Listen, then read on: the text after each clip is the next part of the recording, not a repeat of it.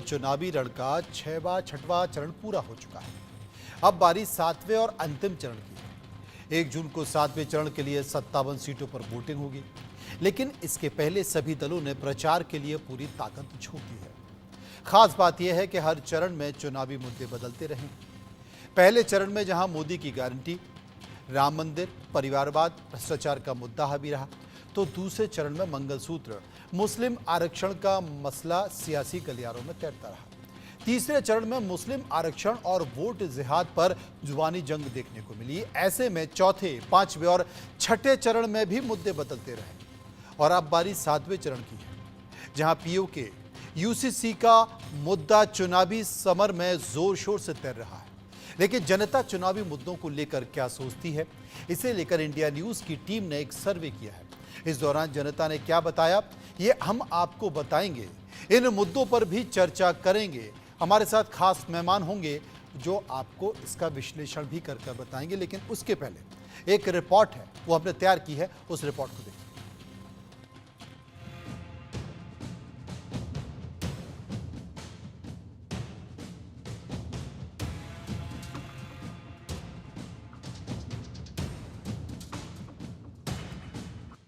UCC पर अमित शाह का बड़ा ऐलान, फाइनल राउंड से पहले मचा घमासान। मोदी सरकार का अगला टर्म जल्द होगा, one nation one election. Bharat में पीओके विलय का काउंटडाउन, चुनावी वादों का फाइनल राउंड, बीजेपी का काशी मथुरा में मंदिर संकल्प, विपक्ष के पास नहीं कोई विकल्प। 2024 के लोकसभा चुनाव के फाइनल राउंड से पहले चिलचिलाती गर्मी के साथ साथ सियासी तपिश और भी बढ़ गई है। 6 चरण के चुनाव के बाद अब सभी सियासी पार्टियों का फोकस आखिरी चरण के मतदान पर है। 1 जून को 7वें चरण का मतदान होना है, जिसमें 8 राज्यों और केंद्र शासित प्रदेश की 57 सीटों पर वोट डाले जाएंगे। लेकिन उससे पहले फाइनल राउंड के चुनाव प्रचार में कई मुद्दों ने जोर पकड़ लिया है, जिसमें पहला बड़ा मुद्दा है यूनिफॉर्म सिविल कोड। दूसरा बड़ा मुद्दा है वन नेशन वन इलेक्शन। तीसरा बड़ा मुद्दा है पीओके का भारत में विलय। और चौथा बड़ा मुद्दा है काशी मथुरा में मंदिर का निर्माण। सबसे पहले बात करते हैं फाइनल राउंड के पहले बड़े मुद्दे यानी यूनिफॉर्म सिविल कोड की। बीजेपी हमेशा से ही एक विधान एक निशान की बात करती आई है, लिहाजा एक बार फिर से इसी मुद्दे को देश के गृह मंत्री अमित शाह ने अपने इंटरव्यू में दोहराया है। अमित शाह ने कहा कि अगर बीजेपी सत्ता में वापसी करती है तो सभी स्टेक होल्डर्स से बात करने के बाद देश भर में यूनिफॉर्म सिविल कोड यानी यूसीसी अगले 5 साल में लागू हो जाएगा। 370 के लिए भी बहुत सारे लोग कहते थे, सीए के लिए भी बहुत सारे लोग कहते थे। अब ये सब वास्तविकता बन चुका है। जनता ही निर्णय करती है और इसीलिए हम चुनाव के पहले कह रहे हैं, कोई गोपनीय बात नहीं है। दोनों का समान अधिकार है। सीए में एक्सक्लूसिव केंद्र का है, सिविल लॉ में केंद्र और राज्य दोनों का अधिकार है। 7वें चरण के मतदान से पहले एक बार फिर से वन नेशन वन इलेक्शन का मुद्दा भी गर्मा गया है। बीजेपी का मानना है कि अगर देश में सभी चुनाव एक साथ कराए जाएं, तो चुनाव को थोड़ा पहले या सर्दियों के मौसम में कराया जा सकता है। इसके अलावा देश में एक साथ चुनाव कराने में खर्च भी कम आएगा। हमारे संकल्प पत्र का एक अहम मुद्दा है कि इस देश में एक देश एक चुनाव का नियम भी हम लाना चाहते हैं। इस पर भी चर्चा होनी चाहिए। और हमारे चुनाव का एक अहम मुद्दा है कि आने वाले दिनों में हम धर्म विशेष के कानूनों को, पर्सनल लॉ को नहीं आने देंगे। फाइनल राउंड के बड़े मुद्दों में पीओके भी लगातार सुर्खियों में है। कहा जा रहा है कि मोदी सरकार की हैट्रिक लगने के साथ ही पीओके के भारत में विलय का काउंटडाउन शुरू हो जाएगा। दरअसल बीजेपी के कई बड़े नेता चुनाव प्रचार के दौरान पीओके के भारत में विलय की बात कर रहे हैं। जहां एक तरफ यूपी के सीएम योगी आदित्यनाथ ने पीओके की भारत विलय की डेट डिक्लेयर कर दी है, तो वहीं देश के गृह मंत्री अमित शाह ने बिहार के कैमूर में इस बात को दोहराया। मोदी जी को तीसरी बार प्रधानमंत्री बनने दीजिए। अगले 6 महीने के अंदर आप देखेंगे कि पाक अधिकृत कश्मीर भी भारत का हिस्सा हुआ। ये पाक ऑक्यूपाई कश्मीर भारत का है या नहीं है? जोर से बोलो, है या नहीं है? कांग्रेस वाले कहते हैं पाकिस्तान के पास एटम बम है, पाक ऑक्युपाई कश्मीर न मांगियो। अरे राहुल बाबा, मैं जगजीवन राम की भूमि से कहकर जाता हूं, पाक ऑक्युपाई कश्मीर भारत का है, रहेगा और हम उसको लेकर रहेंगे। 2024 के चुनाव के आखिरी चरण में काशी मथुरा के मंदिर निर्माण ने भी जोर पकड़ लिया है। चुनाव प्रचार के दौरान इसी मुद्दे को जोर शोर से उठाया जा रहा है। असम के मुख्यमंत्री हिमंता बिस्वा शर्मा ने दावा किया है कि अगर मोदी सरकार तीसरी टर्म में 400 पार करती है तो काशी मथुरा में मंदिर का निर्माण कराया जाएगा। 400 आने का मतलब क्या है? भारत का लोगों ने मोदी जी को एक मैंडेट देगा, भाई आप आगे जाके ये करिए। Parliament will be in unison, parliament का आवाज एक होगा तो मुद्दा रिजॉल्व होने का रास्ता निकालेगा। मैं ये नहीं बोल रहा हूं कि आज 400 मोदी जी को मिला है, कल जाके मथुरा में शाही ईदगाह का जगह में मंदिर बन जाएगा, वो नहीं है बात। एक माहौल बनेगा और 500 साल का बातें अब कल जाके करेक्ट नहीं होगा, लेकिन मोदी जी हो सकता है, मोदी जी का मैंडेट मिला, मुसलमान समाज का ही अपना भाषा चेंज हो जाएगा। हो सकता है कि कोर्ट ही सोचेगा कि जल्दी रिजॉल्व करो, हो सकता है कि पार्लियामेंट में ही कुछ कानून आएगा। क्या रास्ता होगा मैं नहीं जानता हूं। 1 जून को 7वें चरण का मतदान होगा और 4 जून को लोकसभा चुनाव के नतीजे आएंगे, लेकिन उससे पहले हर चरण के अलग अलग मुद्दों ने जोर पकड़ा।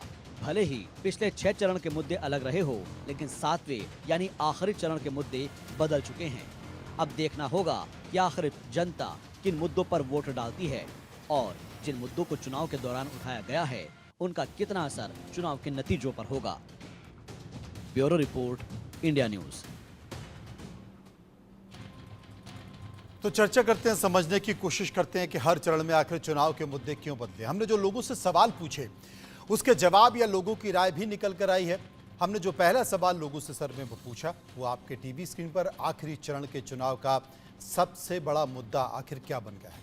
6% लोगों ने कहा पीओके पर कब्जा, 2% लोगों ने कहा यूसीसी, 4% लोगों ने कहा ज्ञानवापी मस्जिद, 6% लोगों ने कहा मथुरा कृष्ण जन्मभूमि, 53% लोगों ने कहा विकास और रोजगार, 22% लोगों ने कहा वन नेशन वन इलेक्शन और 7% लोगों ने कहा कि हम इस पर कुछ भी कहना नहीं चाहते हैं।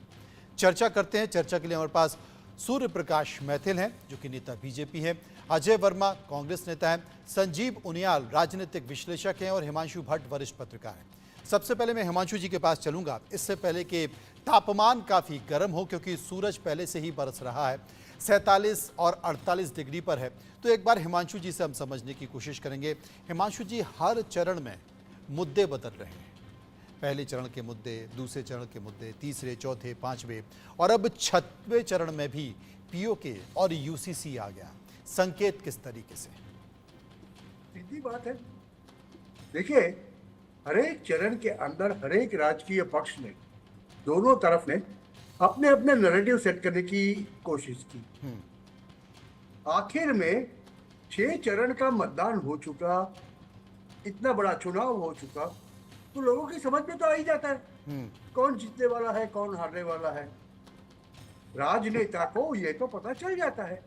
और 7वें चरण में आके जब कोई राजकीय पक्ष ये नैरेटिव सेट करे कि विकास के साथ में, डेवलपमेंट के साथ में हम यूसीसी भी लाएंगे, one nation one theory, one nation one election का थियरी भी लाएंगे, काशी मथुरा की जो बात की गई थी वो भी साकार होगी।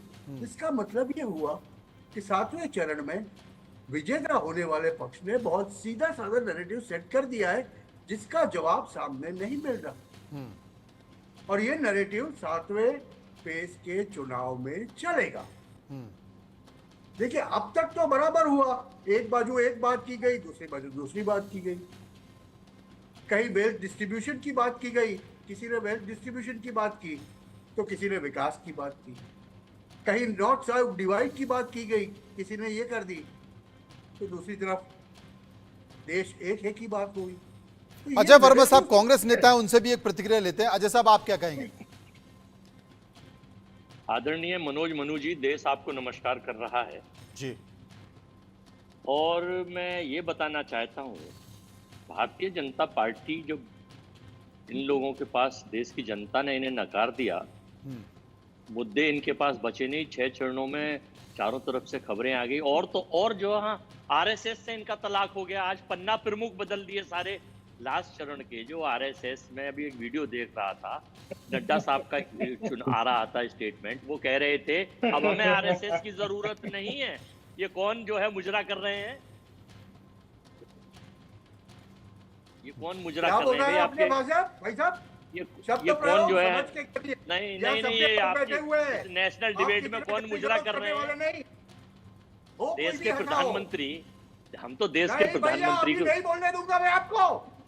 हम तो समझ देश गए के आपने प्रधानमंत्री, हम तो देश What के do you प्रधानमंत्री, think of yourself? हम तो देश के प्रधानमंत्री आके को गाली फॉलो कर गलौज रहे हैं। करोगे और भाग जाओगे।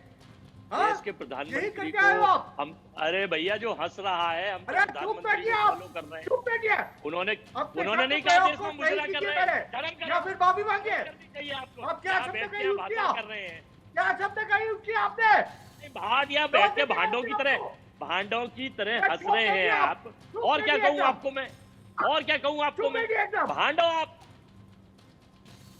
मनोज जी, नहीं, अजय जी, मेरा भी एक व्यक्तिगत निवेदन आपसे क्या? है कि ये असल शब्द प्रयोग नहीं चलेगा, में जब मनोज कोई भी जी। चर्चा चल रही है ऐसे और उस बात चर्चा नहीं के होगी। दौरान अगर अच्छा, अगर कोई राहुल भी हो, गांधी मुझे या नहीं देश के पता। प्रधानमंत्री नरेंद्र मोदी या अमित शाह या प्रियंका गांधी किसी का भी विजुअल्स आता है, तो क्या इस तरह की टिप्पणी उचित है कि ये मुजरा क्या चल रहा है?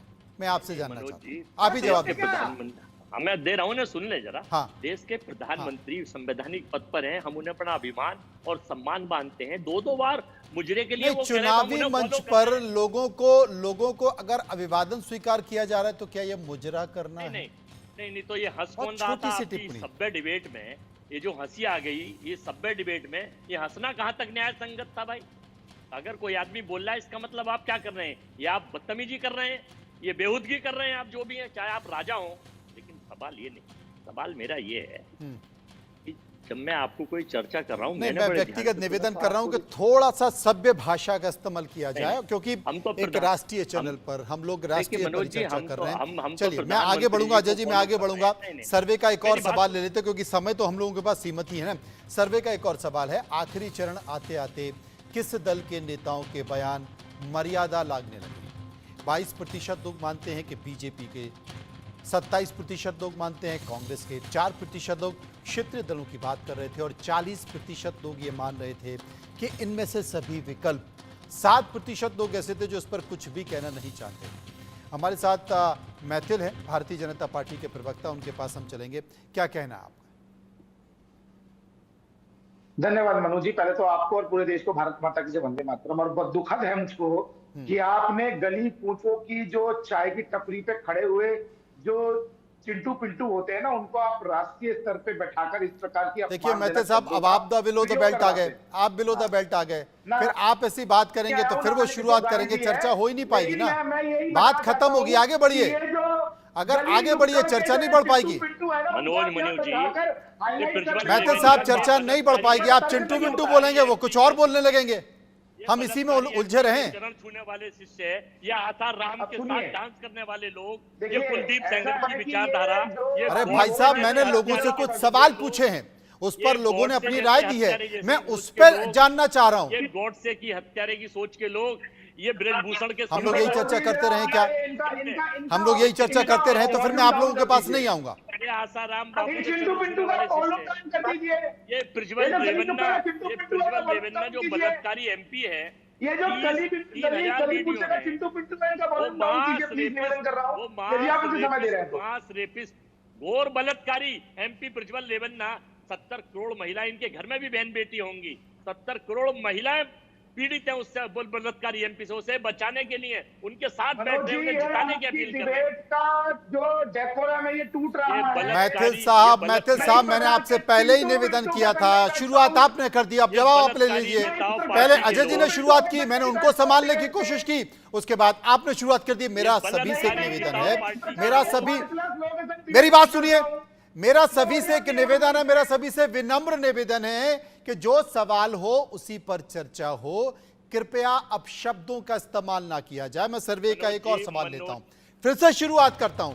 मैं सर्वे का अगला सवाल लेता हूं, फिर से शुरुआत करता हूं और मैं निवेदन करता हूं कि कृपया आप शब्दों का इस्तेमाल ना हो, बात जिसकी की जा रही है जवाब उसी पर दिया जाए।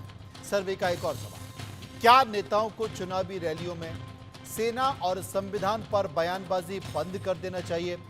87% लोगों ने कहा हाँ कर देना चाहिए, 11% लोगों ने कहा नहीं करना चाहिए और 2% लोग ऐसा मान रहे थे कि हम इस पर कुछ भी कहना नहीं चाहते। राजनीतिक विश्लेषक मेरे साथ जुड़े हुए हैं, मैं उन्हीं के पास चलता हूं। संजीव उनियाल साहब, संजीव साहब क्या मानते हैं आप? मनोज जी, नहीं, ये मुझे लगता है कि 3-4 बातें हैं। आपने सर्वे बहुत अच्छा डाइसेक्शन किया, सामाजिक, सोशो इकोनॉमिकली और सोशियो आइडियोलॉजिकली अच्छा डाइसेक्शन, क्वेश्चन बहुत बढ़िया है और जवाब लगभग सामने आ गया।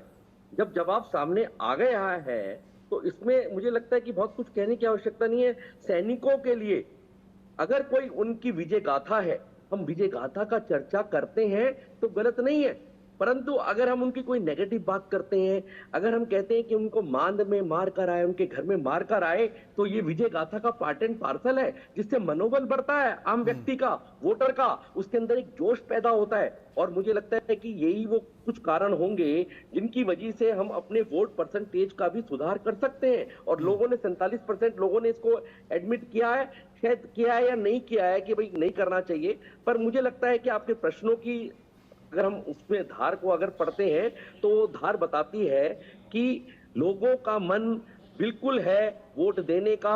पार्टियों के साथ गाली गलौज आपस में लोग ना करें, मर्यादा में रहें। और आपने एक प्रश्न शुरू में पूछा था कि लगातार टॉपिक बदला क्यों, नैरेटिव सेट क्यों किया गया, नैरेटिव सेट क्यों हुआ? तो मुझे लगता है कि पहली बार हुआ होगा भारतीय इतिहास में। संजीव साहब आपकी आवाज चली गई। मनोज जी, संजीव जी आपकी आवाज चली गई। हिमांशु भट्ट साहब, मनोज- इसका जवाब आप दे दीजिए। मैं आपके पास आ रहा हूं, अजय जी आपके पास भी आ रहा हूं, मैथिल साहब आपके पास भी आ रहा हूं। मनोज जी, हिमांशु भट्ट मैं जी। डिबेट छोड़ना चाह रहा ये तो हूँ। मैं देखिए, ऐसे की उस बात है, जिंदगी की देखिए, बर्बाद के सैनिकों साथ के डिबेट बारे नहीं में करना गलत चाहता। बोलना, सॉरी। संविधान के बारे में गलत बोलना, ये तो कतई अलाउ नहीं होना चाहिए ना। बहुत सीधी सी बात है और इसमें कोई भी XYZ राजकीय पक्ष नहीं आता। भैया, सैनिक अगर सरहद पे खड़ा है, पूरी रात भर जागता है, तो हम लोग पूरी रात भर शांति से सो सकते हैं। और ये बात का सम्मान जो नहीं कर सकता है, उसे राजकारण में आने की कोई अनुमति नहीं होनी चाहिए। सवालिया निशान जो खड़े करते हैं हमारे सैनिक की बहादुरी के ऊपर, उनके लिए भी राजकारण के अंदर पाबंदी होनी चाहिए। बहुत स्पष्ट रूप से मेरा तो यह मानना है कि ऐसे हमारे रक्षकों को किसी भी प्रकार की उंगली निर्देश करने वाले लोगों को सहन करना अनावश्यक है, अनावश्यक और संपूर्णतः अनावश्यक। और जहां तक संविधान की बात है, हमने बनाया था संविधान, हम सबने स्वीकारा है, फिर उसके बारे में बात क्यों करनी? एक राजकीय पार्टी ने 80 बारी चेंज किया है और अगर वही राजकीय पार्टी अभी बोलेगी कि ये लोग वापस आएंगे तो पूरा संविधान बदल देंगे, क्या हुई बात? ये बात क्या हुई भैया? ये बड़ा विषय है, ये आपने जो उठाया वो बड़ा विषय। सर्वे का एक और सवाल ले लेता हूं, देश में वन नेशन वन इलेक्शन क्यों लागू किया जाना चाहिए? चुनाव प्रक्रिया का खर्च घटेगा, 38% लोगों ने ये कहा। 13% लोगों ने कहा कि प्रचार में धन की बर्बादी रुकेगी। 26% लोगों ने कहा विकास के काम में तेजी आएगी और 12% लोग ऐसे थे उनका कहना था कि वोटरों का उत्साह कायम रहेगा और 11% लोग इस पर कुछ भी कहना नहीं चाहता थे। सूर्य प्रकाश मैथिल हमारे साथ मौजूद हैं। मैथिल साहब, आपकी पार्टी का एक ये बड़ा एजेंडा भी रहा है और आज संकेत भी निकल कर आए तब, जबकि अंतिम चरण का चुनाव होने वाला है, आप क्या मानते हैं? धन्यवाद। देखिए, जो आपने प्रश्न उठाया बहुत ही वाजिब प्रश्न उठाया और हमारा तो ये जो हमारे मैनिफेस्टो में भी है, हमारे संकल्प पत्र में भी है। मैं इसका एक उदाहरण आपको इसके संग मिलता जुलता उदाहरण भी देना चाहता हूं। आप देखिए, नरेंद्र मोदी सरकार 2019 में जब दोबारा से आई, उसके बाद गति शक्ति मंत्रालय के नाम से एक नया मंत्रालय गठित किया गया, जिसमें कि 26 से ज्यादा विभागों को एकीकृत किया गया। यदि कहीं पर कोई प्रोजेक्ट लगाना है तो वहां पर सड़क कब कटेगी, कब सीवर लाइन जुड़ेगी, और अलग अलग मंत्रालयों से जो समन्वय होता है उसको जोड़कर एक कार्य में गति लाई गई। ये था गति शक्ति मंत्रालय का मुख्य उद्देश्य। उसी प्रकार से जो वन नेशन वन इलेक्शन का भी उद्देश्य यही है कि देश के अंदर एक तो अर्थतंत्र की जो परेशानियां वो खत्म होंगी, बजट कम होगा, साथ ही साथ विकास के कार्यों में तेजी आएगी, और जो चोरी चकारी है, जो माहौल खराब करने की कोशिश की जाती है चुनावों में, वो भी खत्म हो जाए। और वन नेशन वन इलेक्शन देश में पहले भी होते रहे हैं, लेकिन ये तो तानाशाही सरकारों के अंदर जो लगातार 90 से ज्यादा सरकारें बर्खास्त की गई, उसके बाद देश के अंदर चुनावों में असंतुलन आ गया। अन्यथा पहले तो एक ही जो है वन नेशन वन इलेक्शन होता। मेरा ऐसा मानना है। हिमांशु भट्ट साहब हमारे साथ मौजूद हैं। भट्ट साहब, आप मानते हैं कि वन नेशन वन इलेक्शन इतना आसान है, आसानी से हो जाएगा? नंबर एक। दूसरा, अगर हो जाएगा तो उसके फायदे क्या? देखिए, आसान तो नहीं, मगर सबको मिलके इसके तरीके और रास्ते और इसके सॉल्यूशंस ढूंढने पड़ेंगे। पहली बारी तो आप कर लोगे। मैं आपको एक प्रैक्टिकल उदाहरण देता हूं कि पहली बारी तो आप कर लोगे। चलिए, अभी फिर एक बारी इलेक्शन हो गया और फिर कोई राज्य की सरकार गिर गई अविश्वास की दरखास्त, तो वहां पर कुछ सॉल्यूशन लाना पड़ेगा कि वो सरकार या तो वो 5 साल तक चले, या दूसरी जो भी सरकार हो वो 5 साल तक चले, और नए चुनाव अगर करने भी पड़े तो वो चुनाव 3 साल 3.5 साल की जितना वक्त बचा हो 5 साल में, मतलब ऐसे कोई बैठे हुए हैं लोग कि जो इस पे काम कर रहे हैं। मगर अगर वन नेशन वन इलेक्शन की बात जो अगर साकार हो गई, तो मेरा तो ये स्पष्ट रूप से मानना है कि जो खर्चा आज हम चुनावों के लिए हर 3 महीने में कर रहे हैं, वो खर्चा हमारे विकास पे यूज होगा। तो बिल्कुल आपने सही कहा, वो हमारे विकास में खर्चा होगा, योजनाओं में खर्चा होगा, और वाकई समय भी बचेगा, और जो जनशक्ति है वो